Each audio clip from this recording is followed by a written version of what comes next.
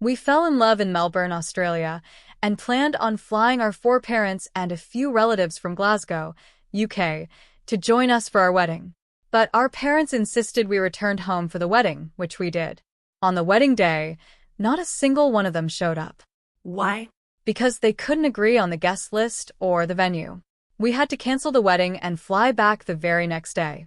6 months later, they discovered, through the banks, a new reality staring them squarely in the face, which they were too powerless to confront or avoid. Keep watching to see how their unspeakable betrayal was met with a fitting response. Callum and I met over a patient chart at the Royal Children's Hospital in Melbourne. I was a pediatric specialist running the neurology ward, and he was a senior surgical nurse. We recognized the accents immediately. We are both from Glasgow. We were both expats who had abandoned the failing infrastructure of the National Health Service for the better pay and functional health care system down south. And coincidentally, both of us were the only children of our parents. We shared a shift, then a coffee, then a flat in South Yarra. 2 years later, he asked me to marry him. We wanted a quiet ceremony on the beach in St. Kilda. We planned to pay for our parents to fly over, booking business class tickets for all four of them. When we called to tell them, the complaint started before we even finished the sentence. My mother refused to sit on a plane for 24 hours. Callum's father claimed the Australian heat would trigger his blood pressure. They formed an immediate alliance across city lines and demanded we return to Glasgow for the wedding. They insisted a wedding was about family, about the community, and about honoring where we came from. We were exhausted from working 60-hour weeks at the hospital, but we wanted to do the right thing. We cancelled the Melbourne plans. We lost the deposits, of course. We wired £40,000 to a wedding planner in Glasgow. We booked a historic castle in the West End as our venue and rented a boutique hotel for the evening reception. We asked our parents for a guest list. That was our first catastrophic mistake. Because we lived in Australia, we allowed our parents to handle the physical distribution of the invitations to their friends and our extended relatives. They treated the guest list like a territorial war. My parents wanted their golf club friends invited. Callum's parents wanted a list of distant cousins he had not seen since childhood. The demands escalated over the next 6 months, culminating in vicious arguments over the seating chart and the catering menu. We mediated the disputes from 8,000 meters away over crackling phone lines, ignoring the warning signs because we foolishly believed that, on the actual day, they would put their egos aside. We took 3 weeks of unpaid leave, flew to Scotland, and checked into our hotel. The simmering Cold War exploded at the rehearsal dinner. My mother saw the finalized seating chart and realized Callum's parents were placed equally at the front table. Callum's mother, in response, proudly announced she would be wearing an ivory gown to the reception to ensure she stood out. The argument devolved into a screaming match in the middle of the upscale restaurant. My father demanded Callum's parents be moved to the second tier. Callum's father demanded my mother be banned from the top table entirely. They turned to us, their faces red with entitlement, and issued synchronized ultimatums. They told us that if we did not fix the arrangements to their exact specifications by the next morning, they would not attend the wedding. They stormed out of the restaurant, leaving us sitting alone with the bill. We were exhausted, but we genuinely believed it was just theatrical bluffing. We thought they would never actually abandon their only children at the altar. The next morning, I put on my dress. Callum put on his kilt. We drove to the historic castle in the West End. The florist had arranged the white roses. The string quartet was tuning their instruments. The priest was standing at the altar doing his final preparations. We waited in the vestibule. The clock hit 1. The ceremony was scheduled for 1:45 p.m. The castle was completely, unnervingly empty. Not a single person had walked through the heavy oak doors. At 1:30, Callum pulled out his phone and called his father. I stood next to him and listened to the audio bleed through the speaker. His father sounded entirely unbothered, defensive even. He stated that, after the screaming match the night before, he absolutely refused to sit in a castle where his family was treated as second-class citizens. He casually added that he had instructed all his relatives to wait at their respective hotels until my parents conceded the top table arrangements. Callum hung up, He looked at me, his face completely pale. I took out my phone and called my mother. She answered on the first ring. I asked her where she and her friends were. She sighed, a sharp sound of irritation, and told me she was sitting in her living room, that she told her golf club friends the actual wedding ceremony was going to be an intimate family affair, just the bride and groom and their parents, and that she had told her entire side of the guest list to just meet at the reception later. At the end, neither set of parents showed up at our wedding. They were simply so consumed by their own petty rivalry and social standing that they had both independently decided to use their attendance as a weapon against each other. And because they controlled the guest list, they had effectively barricaded their respective factions, completely ignoring the fact that, in the crossfire of their ego trip, they had abandoned their only children at the altar. They hadn't even thought about us. I looked at the empty wooden pews. I looked at the string quartet, fidgeting with their sheet music. I looked at Callum. He nodded. I told my mother she would not need to worry about the reception anymore. I pressed end.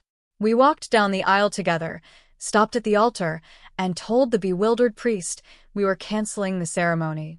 We walked out the back doors of the castle and stepped into the cold Scottish rain. We realized in that exact moment that our parents did not actually care about us at all. We were not their son and daughter. We were just the battlefield they were using to fight their own war of egos. We had moved across the world, leaving behind dear friends who yearned to be a part of our special day, just to satisfy their request to return home for marriage. But it turned out we had spent our life savings handing them the weapons to hurt us. We returned to the hotel and took the elevator directly to the bridal suite. I unzipped the wedding dress and left it on the floor. Callum took off his kilt and folded it onto the bed. We put on jeans and heavy sweaters. We opened our suitcases and packed our clothes. We did not speak much, because the betrayal was far too deep for a conversation. We walked down to the lobby and checked out of the hotel at 3 o'clock in the afternoon. We explicitly instructed the hotel management to permanently cancel the evening reception, clear the ballroom, and distribute the catered food to the staff and the rest to food banks. We hailed a black cab and told the driver to take us directly to Glasgow Airport. We went to the ticket counter and paid a heavy penalty fee to change our return flights from 2 weeks away to that exact evening. We sat in the departure lounge, eating cold sandwiches from a kiosk, watching the clock. Our phones started ringing frantically at exactly 6 o'clock. It was the exact time the lavish reception was supposed to begin. Our parents had arrived at the boutique hotel, dressed to the nines, flanked by their golf club friends and distant cousins, fully expecting to hold court. Instead, they had walked into a reception hall where the staff was actively breaking down the tables, stripping the linens, and throwing away the centerpieces.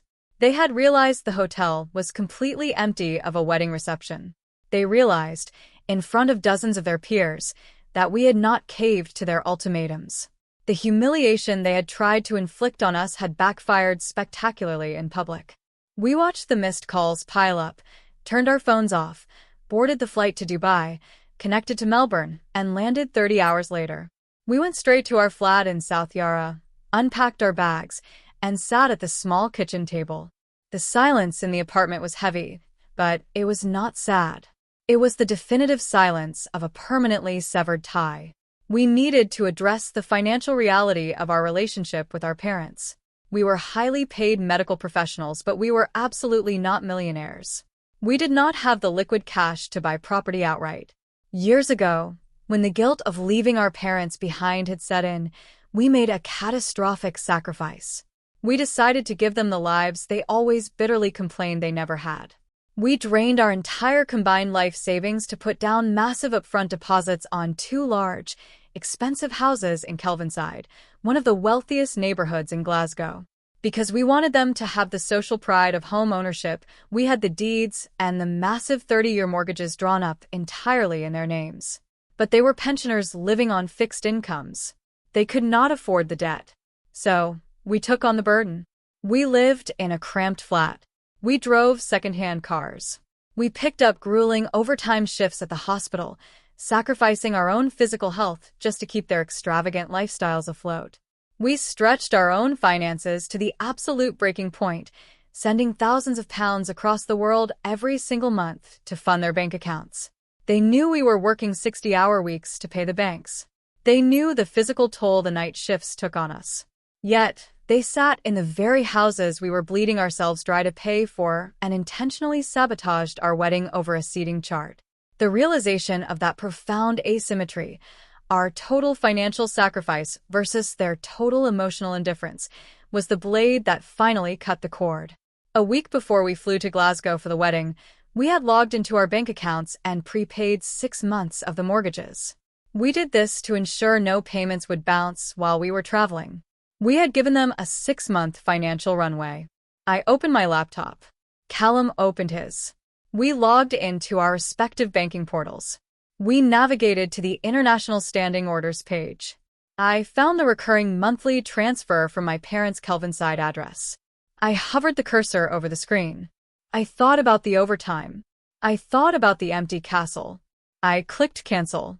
A prompt asked if I was sure. Yes, of course. Callum did the exact same thing for his parents. We deleted the transfers entirely. We deleted the reminders in our phones for their birthdays. We closed the laptops and went to sleep. The next morning, we put on our scrubs and went back to work at the Royal Children's Hospital. I performed neurological assessments on infants. Callum prepped toddlers for surgery. We lived our lives. Over the next 6 months, they sent furious text messages blaming us for embarrassing them in front of their friends at the hotel. We read the messages and deleted them. We worked.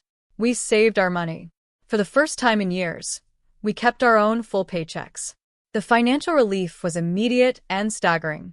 Without the massive burden of the Kelvinside mortgages draining our accounts, we finally bought a beautiful house near the hospital. We knew exactly what was coming. We knew our parents lived entirely paycheck to paycheck. Despite the illusion of wealth they projected, they assumed our compliance was guaranteed. They miscalculated badly. The 6-month runway was a countdown. We watched the calendar hit the end of the 6th month, knowing the UK banks would soon attempt to draw the massive funds for the 7th month. We felt no pity. We simply went to work. Month 7 arrived. The automated systems at the Royal Bank of Scotland attempted to pull the massive mortgage payments for the Kelvinside properties. The requests were immediately rejected. The accounts lacked sufficient funds. The banks generated automated default notices and mailed them directly to our parents' addresses. When the terrifying letters arrived, our phones in Melbourne started firing on all cylinders. The occasional text messages from our parents demanding apologies transformed into a barrage of frantic missed calls. They left voicemails. The tone of their voices shifted rapidly over the next 2 weeks. First, they sounded confused. My mother left a message saying there was a glitch with the international bank transfer and asked me to fix it before her credit was impacted. Then they sounded angry.